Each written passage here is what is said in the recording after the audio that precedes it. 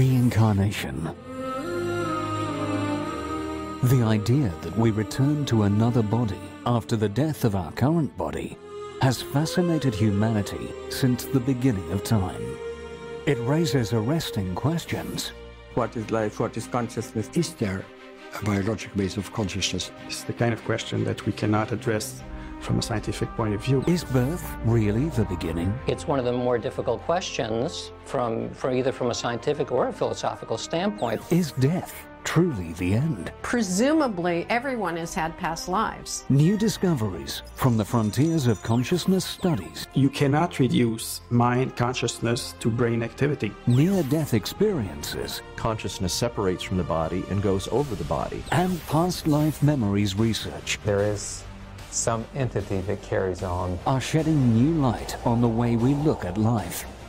Science today is witnessing a paradigm shift. The paradigm shift is going to affect us in a major way. New alternative explanations are emerging. Science is really good at experiments and theory development, and marry that with the mystical experience, we'll develop a whole new civilization.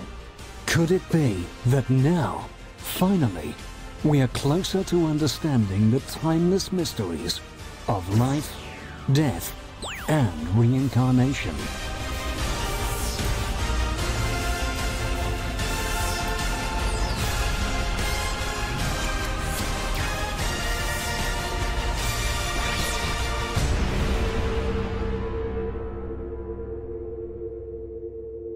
That point of me dying on that hospital bed, that's where everything kind of changed. I entered another state of incredible clarity. It was really beautiful. Time is so strange in the other realm. Time had almost stood still. As soon as I made the decision to come back. Today I'm grateful that this accident happened to me. It's dark, it's frightening, and then they see the small light, they're attracted to it. This is a paradox that I've not been able to resolve, I have not been found a solution to. The phenomenon of people dying and returning to life to tell their tales in the afterlife has been a recurring theme in the ancient literature of many cultures, from the Greeks to the Etruscans to the Old Norse. But how do we perceive incidents of near-death experiences today? According to a recent study, around 15 million Americans have had a near-death experience. 3.3 million Germans have had a near-death experience. 2 million cases have been acknowledged in France. With similar statistical figures around the world, a growing body of evidence suggests that this widespread phenomenon should not be dismissed as merely myth or legend. Near-death experiences are often used dramatically in the arts to great emotional effect. But in day-to-day life, such occurrences create a lot of questions.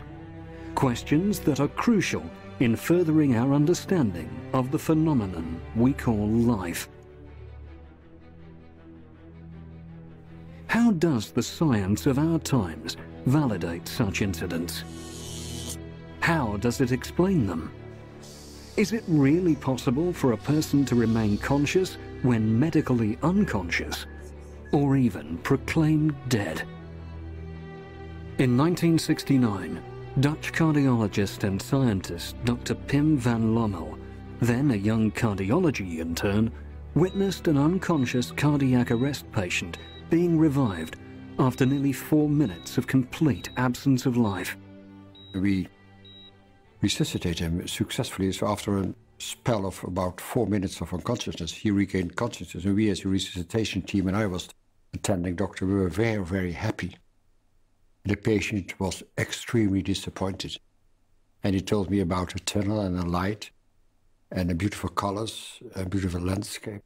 And I never forgot this event, but I never didn't do anything with it.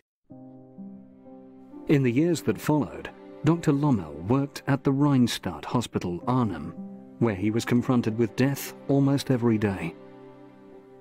Although he had never forgotten the 1969 experience, he didn't do anything about it.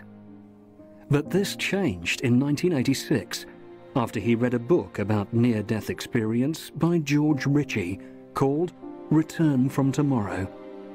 And that was the moment that my scientific curiosity started to grow, because according to our current medical knowledge, it is not possible to experience consciousness, let alone enhance consciousness, when you have a cardiac arrest, when you're unconscious because there's no breathing, no heartbeat, no blood pressure.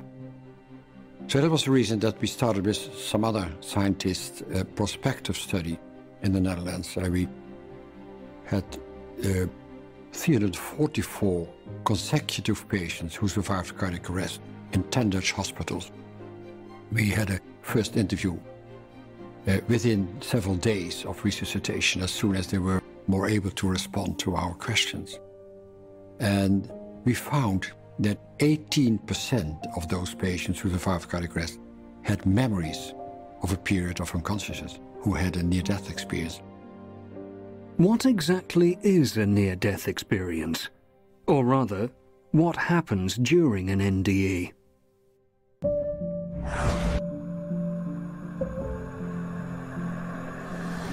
I saw beautiful landscapes. I saw extraordinarily beautiful colours. Peace, calmness, no pain, unconditional love, a tunnel, a beam of light, a feeling of lightness. I met my father. I heard music. I saw my relatives in another country. I saw and heard what the doctors were doing. I was floating.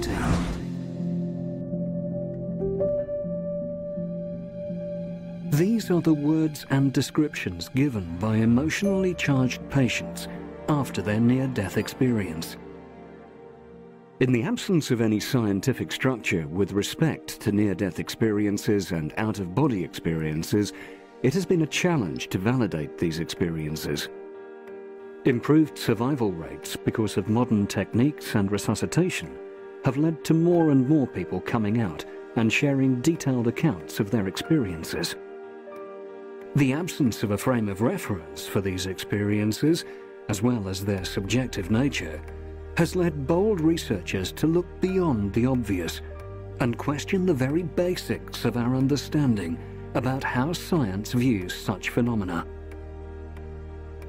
Apart from individual researchers, organizations like EANS, the International Association of Near-Death Studies, and NDERF, the Near-Death Experience Research Foundation, have extensively documented thousands of cases from around the world. I've received near-death experiences from all around the world in literally several dozen different languages. One thing that is very clear to me as a near-death experience researcher is that it doesn't seem to make any difference whether you're, say, a Hindu in India, or a Muslim in Egypt, or a Christian in the United States. Wherever you are in the world, you can have a near-death experience, and the content of that near-death experience will be strikingly similar wherever on the planet you are. In the year 2001, the much-acclaimed medical journal The Lancet published Near-Death Experience in Survivors of Cardiac Arrest, a prospective study in the Netherlands by Dr. Pim van Lommel. It took the medical world by storm. Never before had such a systematic study been conducted into the experiences of people who were declared dead and then brought back to life. And never before have we seen such a clear illustration of how these people's stories could affect our way of thinking about life and death. We did the prospective study and the longitudinal study in the Netherlands in 10 Dutch hospitals, which took 10 years. No funding at all, just volunteers, because there was no institution who would pay any penny for such studies. When it was published in The Lancet, it was a worldwide boost. It was incredible. It was on the front page of all papers, Indian Times, Frankfurter Allgemeine, Le Figaro, Le Monde, in the United States, everywhere it was mentioned. Not always well quoted. There were some papers that said the scientists proved the soul, which we didn't. But it's always a problem with journalists, they don't quote well. But mostly, but it is in a scientific world, it was more accepted. Near-death experience is still a huge taboo, but it's going better. But also death is a huge taboo in our Western world. While death might be a taboo subject for many people, returning from death is something that the medical fraternity experiences routinely. Sometimes you have to nearly die to tell a tale that can offer insights into the unknown. Anita Mudjani's is one such story. Her extraordinary NDE made her an international sensation. In April 2002, she discovered a lump at the base of her neck. And I went to the doctor to have it checked, and the doctor conducted a biopsy. And after the biopsy, he confirmed that it was lymphoma, Hodgkin's lymphoma, in fact. And they staged it at what they call staged 1A, but he said it was a little more than 1A, close to 2A, which means it was like just a little past the early stages. Over the following years, despite trying all kinds and modalities of treatments, the cancer continued to grow throughout her lymphatic system. She developed open skin lesions. She had tumours the size of lemons from the base of her neck to her lower abdomen. On February the 2nd, 2006, 4 years after she had been diagnosed with cancer, Anita did not wake up. The doctors declared that these were her final hours and that her organs had now begun to shut down. I met with Anita's doctor later that evening when he came in. And at that time he said to me that Anita's probably not going to make it through the night. And he went off and continued his rounds, and he said he'd come back and see me in the morning. He really didn't expect Anita to be there in the morning. But as Anita lay there through the evening, I made it an absolute point. The nurses weren't doing this, but I made it an absolute point of to stay awake and to watch the 3 things that I knew to watch, and one was her oxygen uptake, and one was to watch was her blood pressure, and one to watch was her pulse. So I spent the entire evening just watching these 3 dials. As the night progressed, the oxygen saturation dropped to decisively dangerous levels. Anita was now slipping away, and Danny just sat there watching her die. Even as Anita lay there, literally on her deathbed, in some ways, she was more alive than ever. It is usually in just such life-threatening situations that a person experiences an NDE. Near-death experiences can occur during a life-threatening event where physical compromise is so severe that there's loss of consciousness. Many circumstances where near-death experiences are reported. For a scientific point of view, we needed cardiac arrest patients because, first of all, you can do a prospective study in cardiac arrest patients. Secondly, we know that in cardiac arrest the brain doesn't function at all. So this is scientifically important. But there are also near-death experiences reported during surgery, during coma because of a traffic accident, or coma due to an intracerebral hemorrhage. You can have it near drowning in children. You can have it in loss of blood for young women during or after delivery. You can have it also in diseases not immediately life-threatening, but you still can have these kind of experiences. But also in other circumstances, you can have the same kind of experiences in isolation, shipwrecks, astronauts, lost in the desert. You can have it in meditation, the same kind of experience. You can have it in just walking in nature. You can have it in existential crisis or depression, the same kind of experiences. So when you talk about cardiac arrest patients, you talk about near-death experiences. But in other circumstances, you can also say an experience of oneness or mystical experience of religious experiences. It all has been reported before. So you need a non-functioning brain to report an NDE. In the prospective study conducted by Dr. Lommel, out of the 344 patients, 18% of them reported undergoing near-death experiences during the period of cardiac arrest and cardiopulmonary resuscitation.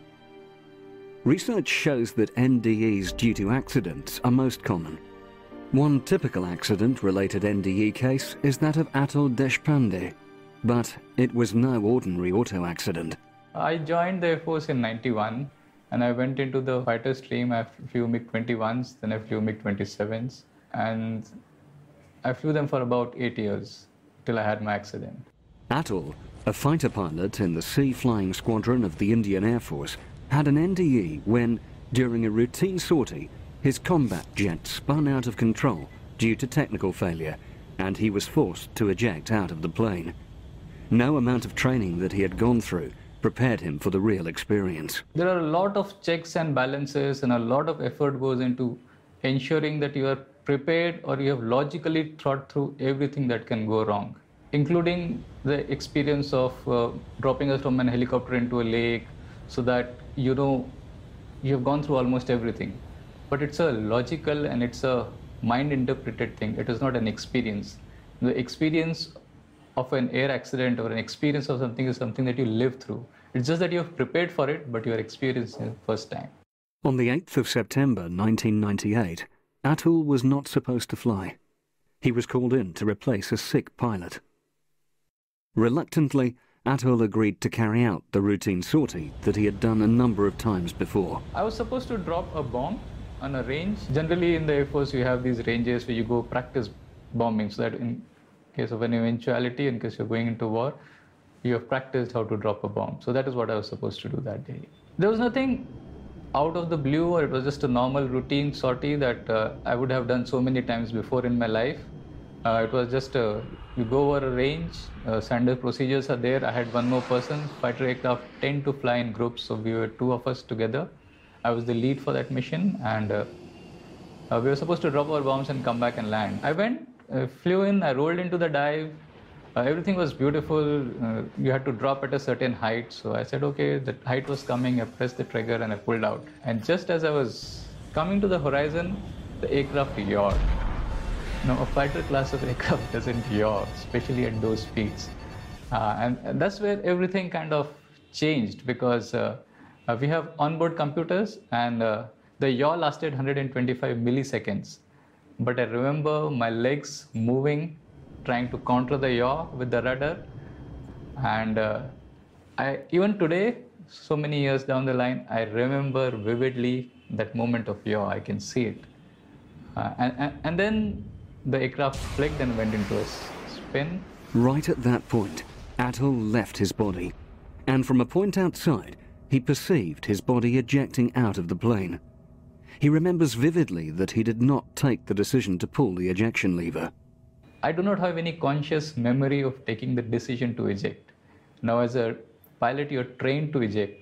So you know that sometime you have to take the decision to eject, and you're supposed to tighten your straps so that the ejection is also safe. So there has to be a process where you decide, yes, now things are out of control, I need to get out of this aircraft. My memory is pretty sharp because I remember the 125 milliseconds, but I don't remember taking the decision to eject. I always wonder, if I didn't, then who? So this is a paradox that I have not been able to resolve. I have not been found a solution to. What happens in life-threatening situations is often totally unfamiliar, indescribable, and lies outside our normal sphere of experience. Well, when a person has a close brush with death, either from illness or injury, what we now know from research is that they have about a 1 in 5 chance of having what's typically a lucid experience of an alternate reality. And that alternate reality has 2 aspects to it. One is material, and that's where the person is perceiving the material world from a position outside of their body.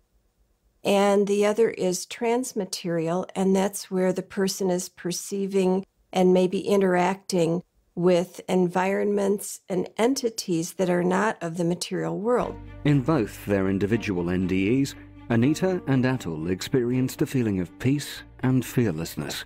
The fear was completely gone. I had lived my life in fear, and especially those 4 years of dealing with cancer. It was like every morning I used to wake up and all I felt was this fear of how am I going to get rid of this cancer in my body. But now in this realm, it was like the fear was just gone. Everything was calm, there was no noise. There was peace at a level In her NDE, she heard a conversation between her doctor and her husband, in which the doctor was extremely negative in his prognosis of her condition. She saw her younger brother sitting in a plane on his way to meet her, a fact that she was not aware of when she slipped into her coma. Events that were beyond her ability to know. I was aware of everything that was happening around me.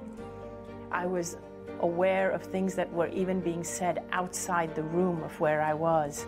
I also became aware that my brother was on a flight, on a plane from India trying to get to me.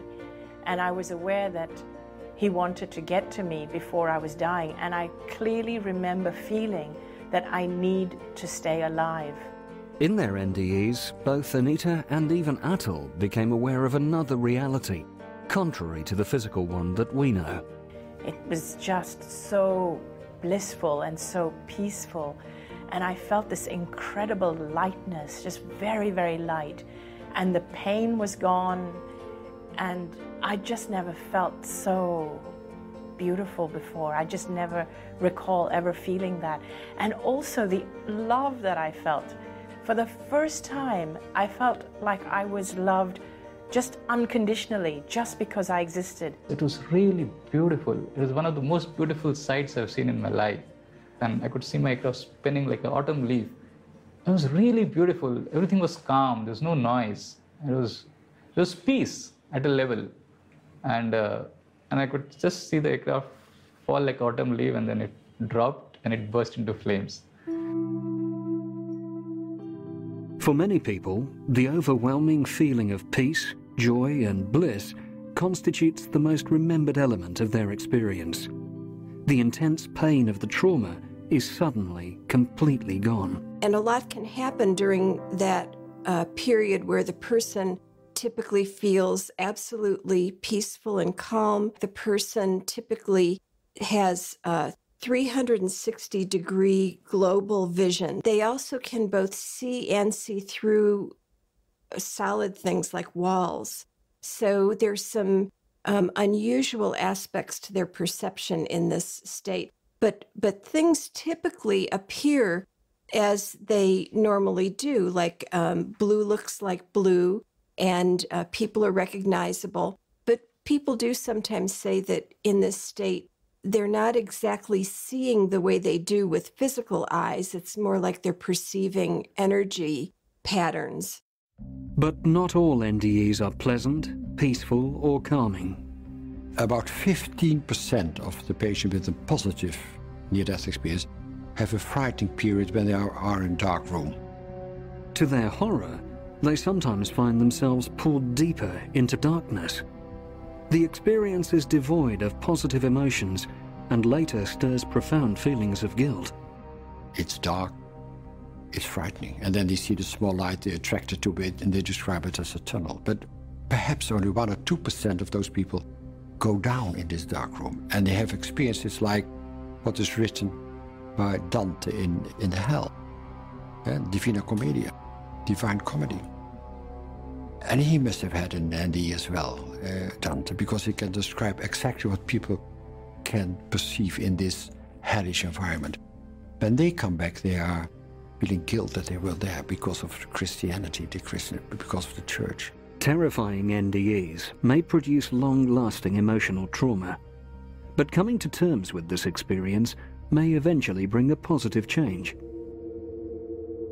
An important element of the NDE is the out-of-body experience, or OBE.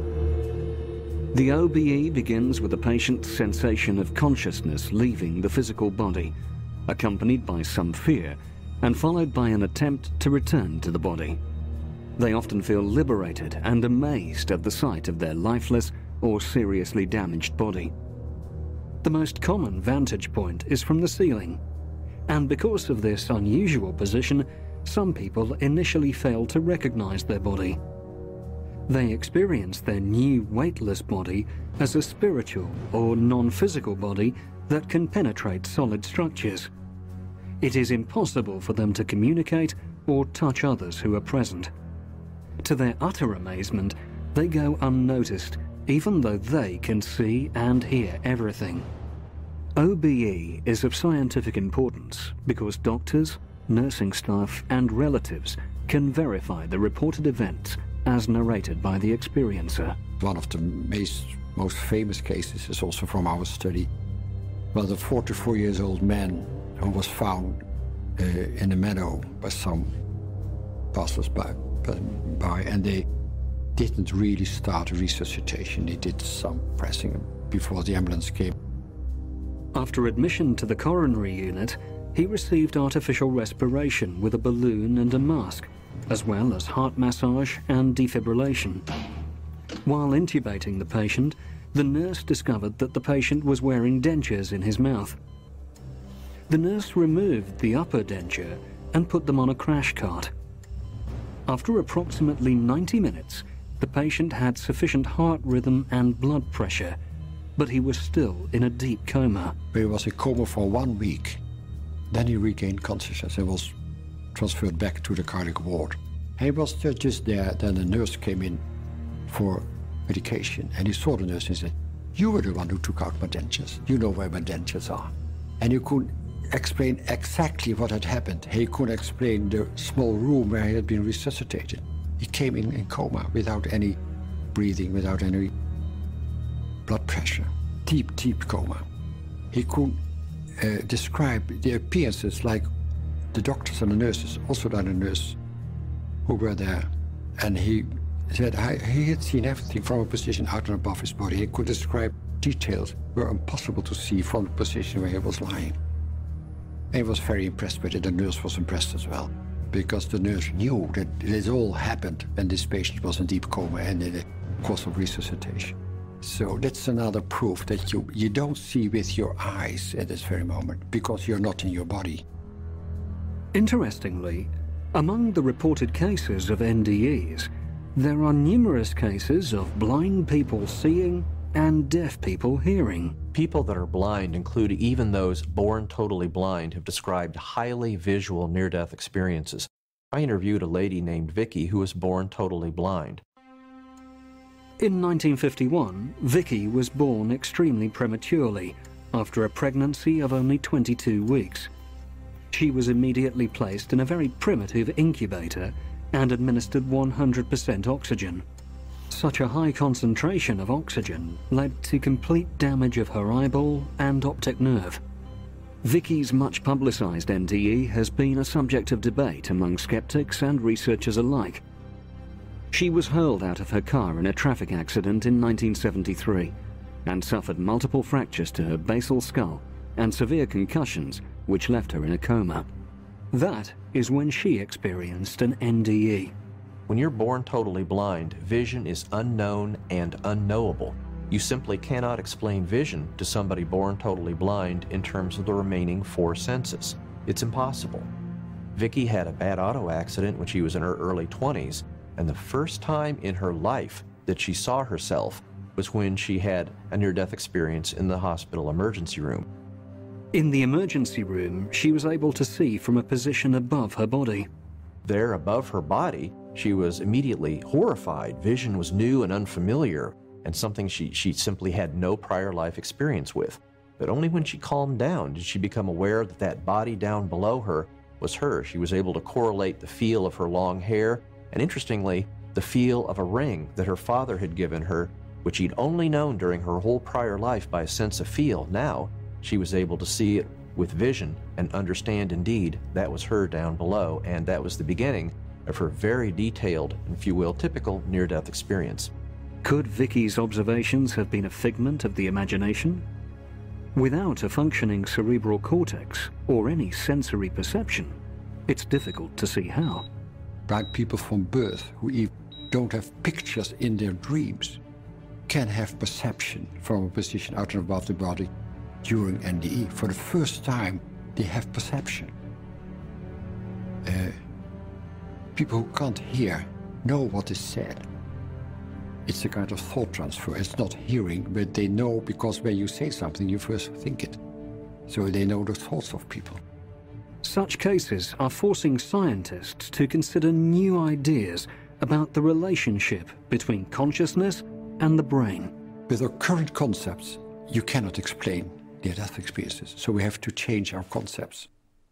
And I think that was the challenge based on this scientific prospective studies on near-death experience, to discuss again how consciousness is related to brain function. And when we ask ourselves, where am I during sleep? Where is my consciousness during sleep? Or how is it possible that people in deep coma can explain later when they regain consciousness that they know exactly who were there, how they were looking, what was said, which family members were visiting them during coma. They could see in and around ICU, the rest of the hospital they could perceive. How is it possible that people during general anesthesia, during surgery, mostly during complications of the operation, can have perception out and above the body, know what is happening, know what the surgeon said or thought, even thought? How is it possible that people in cardiac arrest where the brain doesn't function at all can have this enhanced consciousness? So we know the facts, and these facts doesn't fit with the current neuroscientific ideas we have. So we have to change these concepts as well. These cases of blind people who during near-death experience are able to perceive their surroundings and even see mentally their own body suggest that there are other ways of perceiving. And this has been called by the psychologist who investigated these cases of blind people, Kenneth Ring, he called that mind sight. So it's a form of perception that is mental, because in that kind of state, especially if there's a cardiac arrest, the perceptual system, the visual system, for instance, of the patients, the experiencers, was not functioning, which means that it's possible to have access to perceive the world and ourselves, but using something that doesn't have anything to do with the nervous system. Occasionally, a patient waking from coma may report an exceptionally clear consciousness during coma. Despite a total absence of demonstrable brain activity, patients talk about having lucid thoughts, memories, emotions, a sense of identity, and verifiable perceptions from out and above their body. It's not only the blind and deaf, but people across all age groups that have reported experiencing an NDE. NDEs have been reported in young children and later verified. Children's NDEs are especially interesting because they have not been exposed to culture as much, so supposedly their experiences are purer, less contaminated, so to speak, by expectations and so forth. And interestingly, research shows that they have a lot of the same features as adults' near-death experiences and a lot of the same after effects. Whether it's children, young adults, or grown-ups, the NDE elements unfold with amazing consistency. All of us people investigating near-death experiences see the same pattern of elements. Consciousness separates from the body and goes over the body. From that vantage point, they can see ongoing earthly events, which may include their own frantic resuscitation efforts. After that, they may go into or through a tunnel. Often at the end of the tunnel is a beautiful, mystical, unearthly light. And then once they pass into that area of light, they may be in unearthly landscapes. Often they're described as being beautiful without any comparison on Earth. There may be colors there that are so beautiful that they don't even exist on Earth. They may hear music so lovely that it is beyond anything possible on Earth. In these unearthly realms, they may have what's called a life review, where they see part of their prior life. They may see their deceased loved ones. They may have joyous reunions that people they knew on Earth who died. I became aware of my father who had died 10 years prior to this experience. And it was like he was there to greet me. I had lost my best friend. She was like a sister to me. I had lost her 2 years prior to cancer. I encountered her in the other realm. And again, all I felt from her was absolute unconditional love. And I had missed her so much in these last 2 years. Finally, Anita reached a point in this other reality where she had to make a choice whether to return to her physical body or continue on in that realm. I really didn't want to come back. I just didn't want to come back because it was so incredible on the other side. And my body was so sick. I couldn't see any good reason to come back. Not only was I suffering in that body, but even my family was suffering. In a moment of clarity, Anita understood that if she were to make the decision to come back to her physical body, then the body would heal itself of the cancer. Now that I knew what I knew, that if I chose to go back into my body would just heal. The cancer would heal very quickly. I just knew that. When people experience deceased loved ones, spiritual entities, they usually, I would say almost always say that communication is mind to mind, that there's no intercession of language. Sometimes people do report hearing language, but that's the exception. People often see part of their life that is yet to come. Sometimes a flash forward is a preview of someone's life. Then they come to a border, and they know at that moment that if I cross this border, I will never come back, and then they hear a voice. Or they're instructed, you have to go back, there's not a task to fulfill. And then they can come consciously back into their body. Which is awful for them, because you're back in this sick body again with all the limitations. Anita's realization that her decision to go back to her physical body would cause it to self-heal came true. She came back and surprised everyone. As I started to open my eyes, one of the first people I saw was my brother. He had arrived in Hong Kong and his suitcase was right behind him. He'd come to the hospital straight from the airport. And I smiled at him, and in fact, my family then gathered around me, my husband, my mom, and they were all smiling because they were really surprised that I was coming out of the coma. They were actually quite thrilled. In comparison, Atul's NDE was a short one. He came back to his body even before his parachute touched down. And then I started descending with the parachute, and I said, now I'm going to go into the fire. And I said, no, what do I do with this? Suddenly, I don't know from where, one gust of wind came, and I kind of landed about 100 meters away from the aircraft. And I ran, because the aircraft was exploding. I was very close to it. So I ran for about 100, 150 meters, and I hid behind some boulders. The helicopter came, they picked me up. I walked about 200 meters, 300 meters till there, and I lay down. After that, for 7 days, I just couldn't get up. Whatever the duration of an NDE, in both cases, time seems to have lost its meaning. Time is so strange in the other realm. It was almost like within that instant that I had actually decided I didn't want to come back, it was like I entered another state, which was a state of incredible clarity. And in that moment, I felt as though I understood everything. I understood why my life was the way it was. I understood how every decision that I had made in every moment in time of my life had led up to that point of me dying on that hospital bed. Time had almost stood still. So that was the kind of feeling, or that kind of memory that I have. And these memories are really vivid, and I can still recollect them.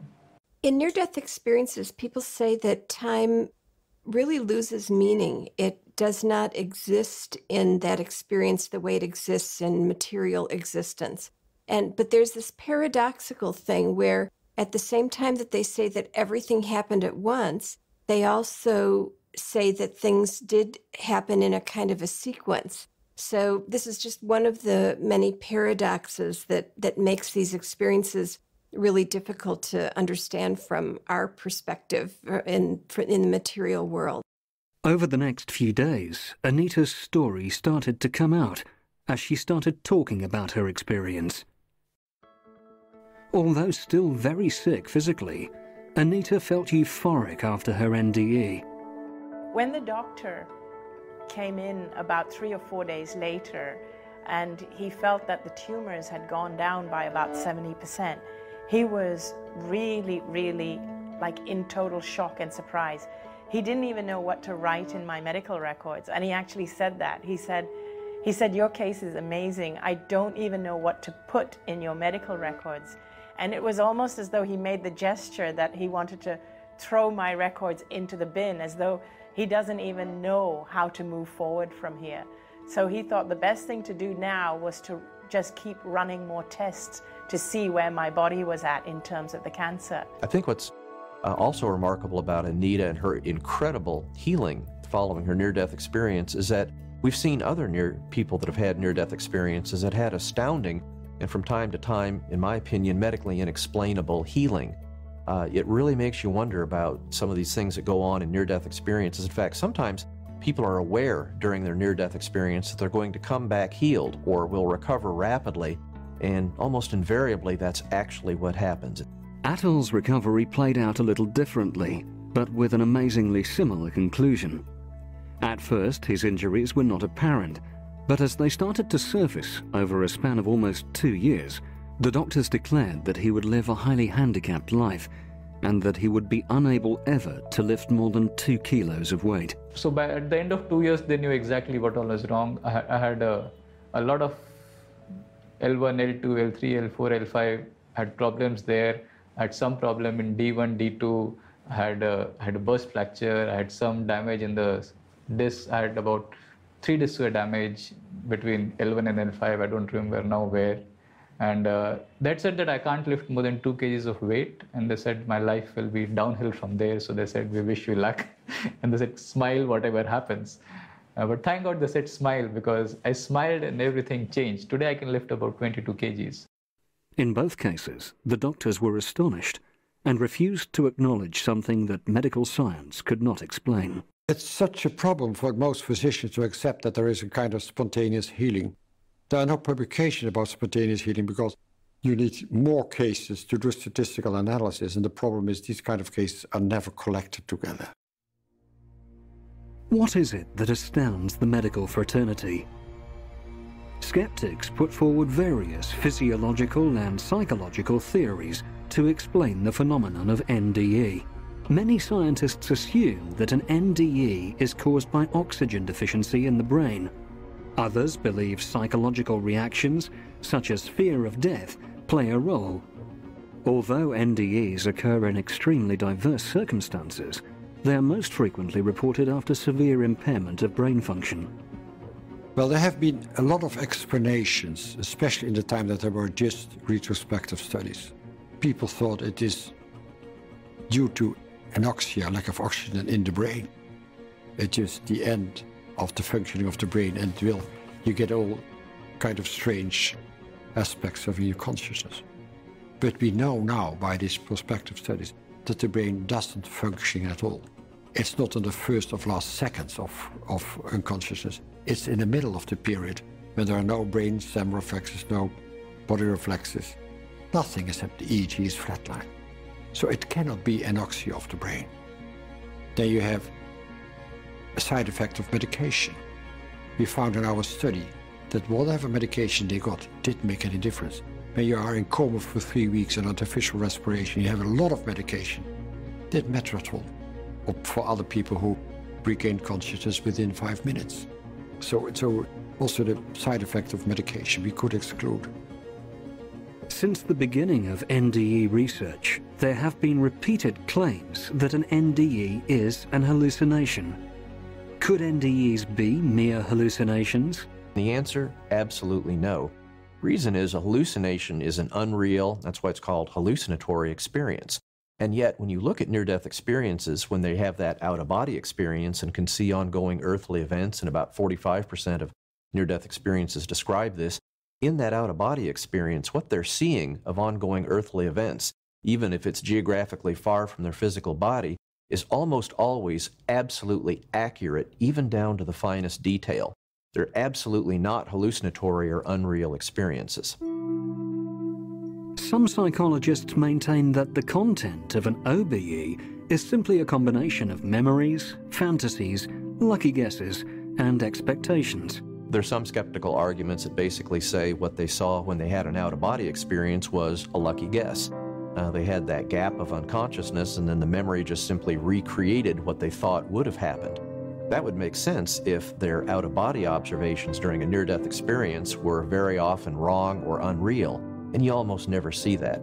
We've had people that have coded, if you will, in the operating room, had their consciousness leave their body and go to the hospital cafeteria where they can see and hear what their family members are talking about, where they're far away in the hospital, coded and under a general anesthesia. And yet, in that example, what the near-death experiencer saw and heard was later confirmed as absolutely accurate.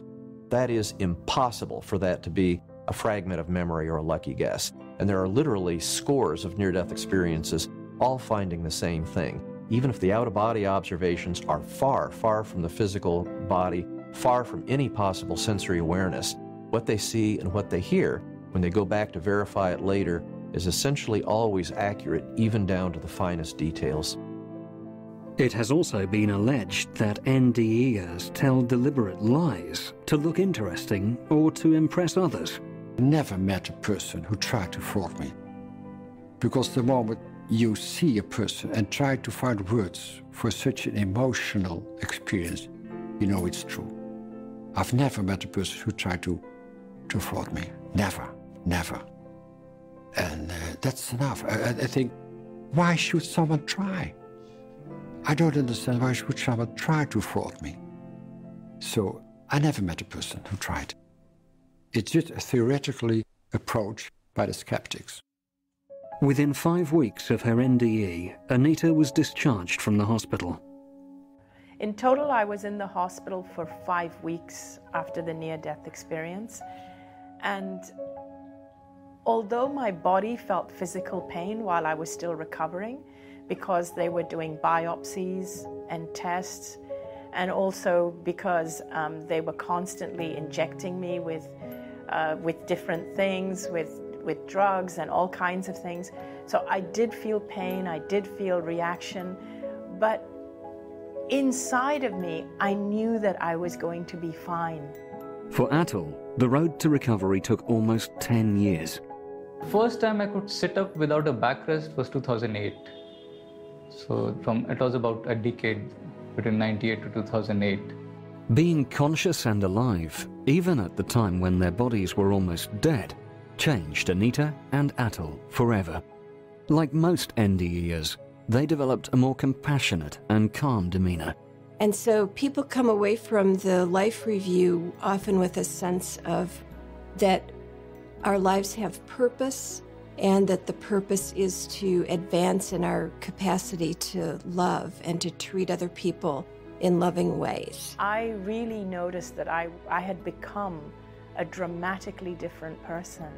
I had different understanding of life than what I used to have.